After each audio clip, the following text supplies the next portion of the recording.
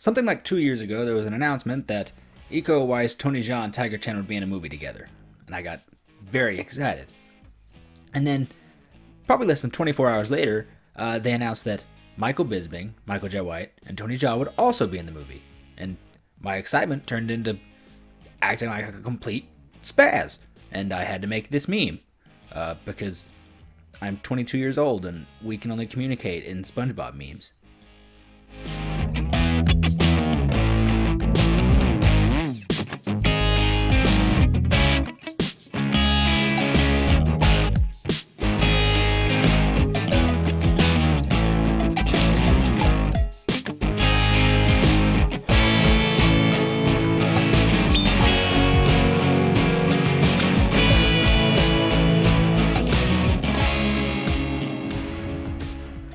I'm the martial arts film freak, and I saw Triple Threat.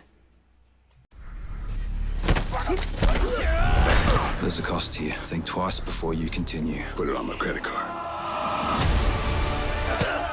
Remember me?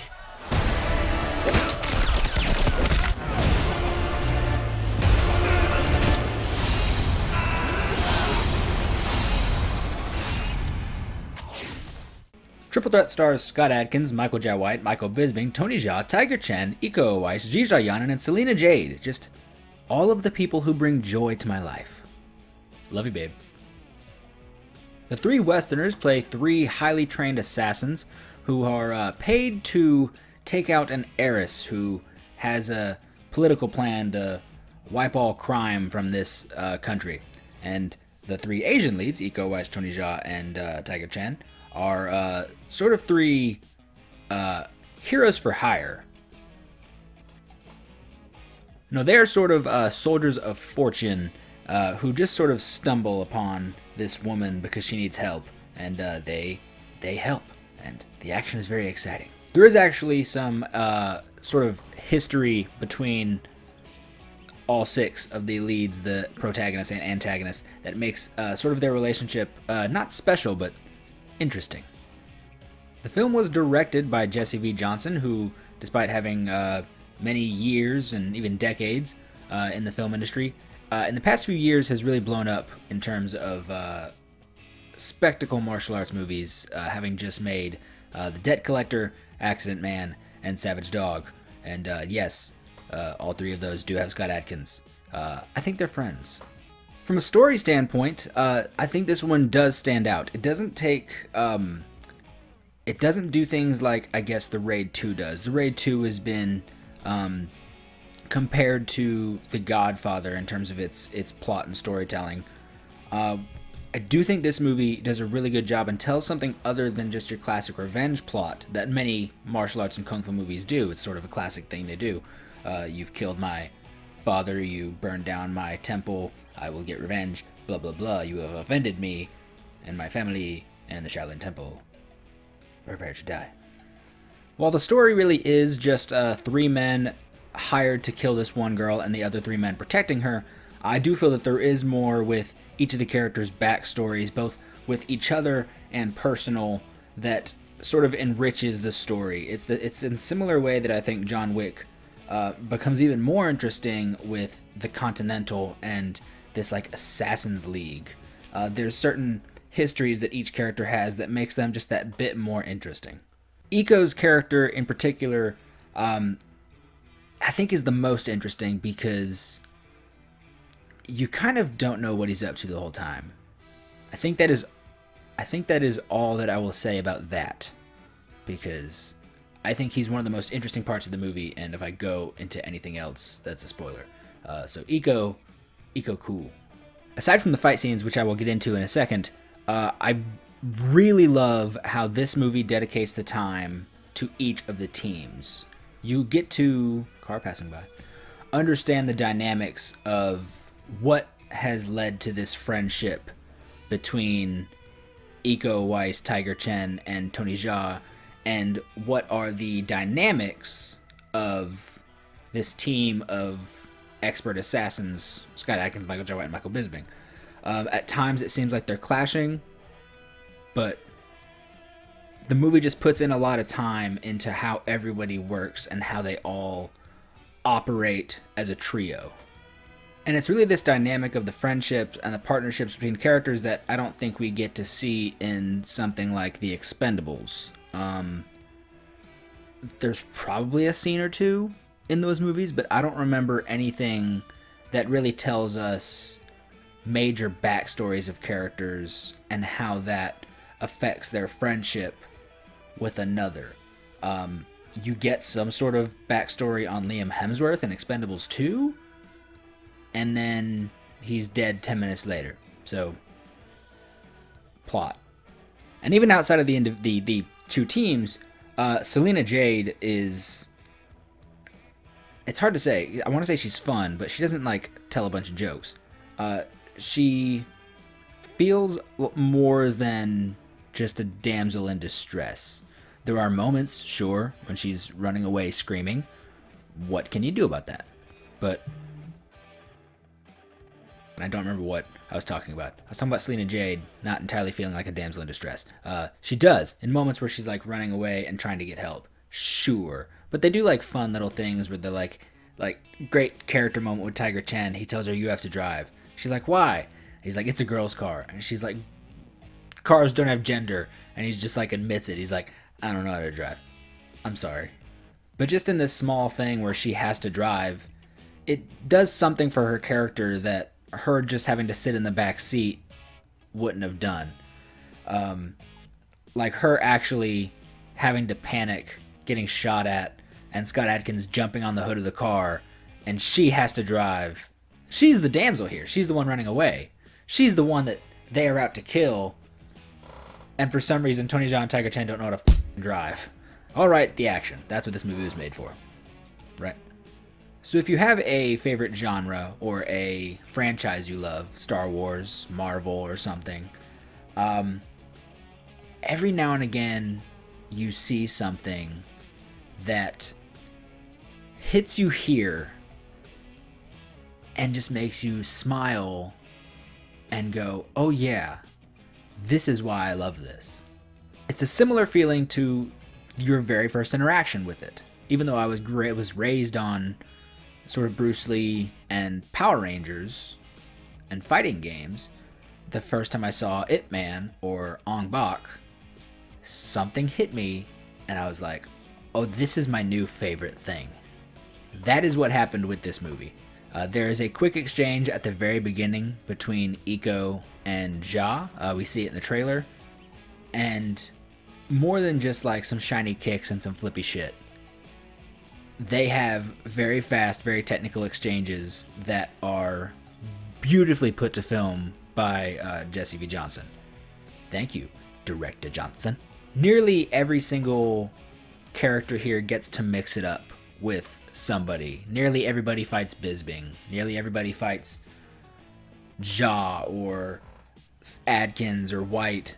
Everybody here gets to scrap with somebody. Fantastic moment between Tiger Chen and Iko Uwais.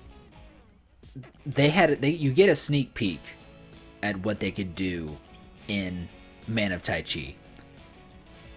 Iko is an opponent that Tiger's supposed to fight. They don't. Something happens, they don't get to fight. It's a huge tease, and it's a bummer, but I got it. Fine. This movie did it. This movie showed me, here it is. This is what you missed. A big-ass truck just drove by. This movie said, sorry that one teased you, here's what you wanted, and it's glorious. This movie is full of different dream fights with people from different ends of the earth, and it was everything you wanted.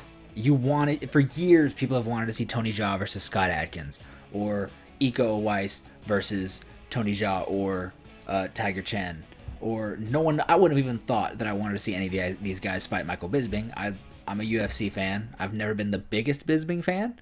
I was happy a couple years ago when he got his championship because he'd been in the game for a while. Never been the biggest big Bisping fan. Never would have wanted him in a movie. Turns out it was awesome. This movie is gory. It is full of gore, but I would say it's not Timo Tjahjanto, The Night Comes For Us gore. It is much more Rambo, Expendables gore, much more action style than gross out gore. Although there is one moment in particular that everyone in the theater popped back, and I heard about 4 people behind me let out a verbal holy shit. And it wasn't for any martial arts, which is fine. It was just something that nobody really expected from this movie. Sometimes it's just something that shocks you, and this movie did it, and I'm sure anybody who's seen it probably knows what I'm talking about. Overall, I do believe that there is a lot here to love. The characters are all fun in their own ways. Another truck drives by. The character dynamics, but everybody's relationships, it's all interesting, and there's this backstory that they let you know about, but they don't flood you with it. The action, of course, how could you not? Jesse V. Johnson knew exactly what he was doing, and it almost feels like something like Accident Man, Savage Dog, or Debt Collector were scrimmages, and Triple Threat was the Super Bowl. There are moments in Savage Dog where I felt that there was unnecessary slow motion.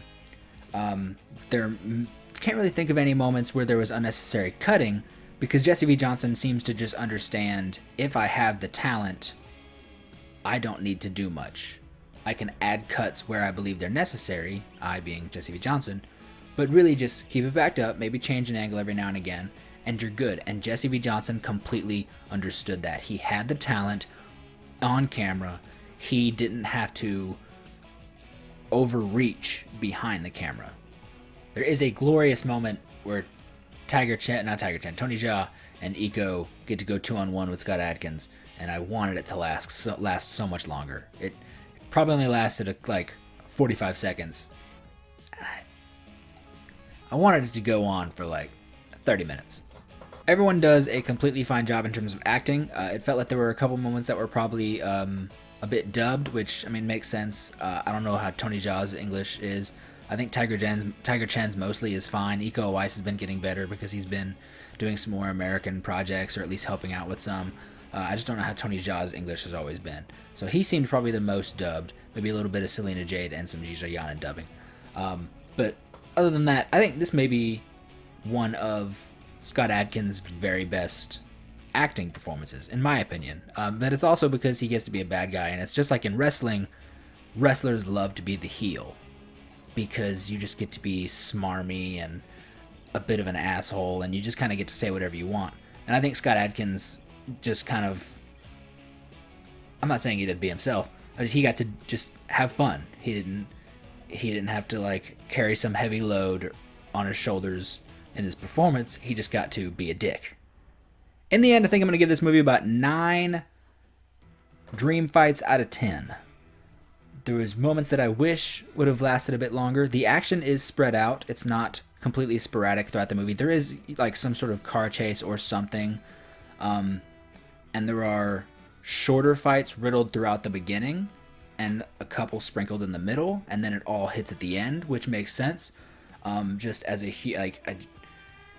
it was just so epic that I wanted more. That's maybe my biggest flaw with this movie, is just that I wanted more. And if that's my biggest complaint, that's a damn good movie. Tell me in the comments what you thought of Triple Threat. I saw it Tuesday night with the one night only in theaters. It will be on VOD Friday, and not Friday the 22nd, March 22nd. I'm not sure about any DVD or Blu-ray date. There probably is, and I'm just not aware of it, but VOD Friday. I'm going to try to get this up on Thursday. Thank you very much for watching. Like, share, subscribe. Like I said, comment down below. What was your favorite fight scene in this? Because mine might be either Tony Jaa, Scott Adkins, or Iko and Tiger. Those were probably the moments that just made me smile like a dumbass. Thank you so much for watching, and have a good day. Also, I did like a voice record, and I said Tony Jaa on my phone, and it didn't get it, and it said Toys Y'all. So my favorite character in the movie was played by Toys Y'all.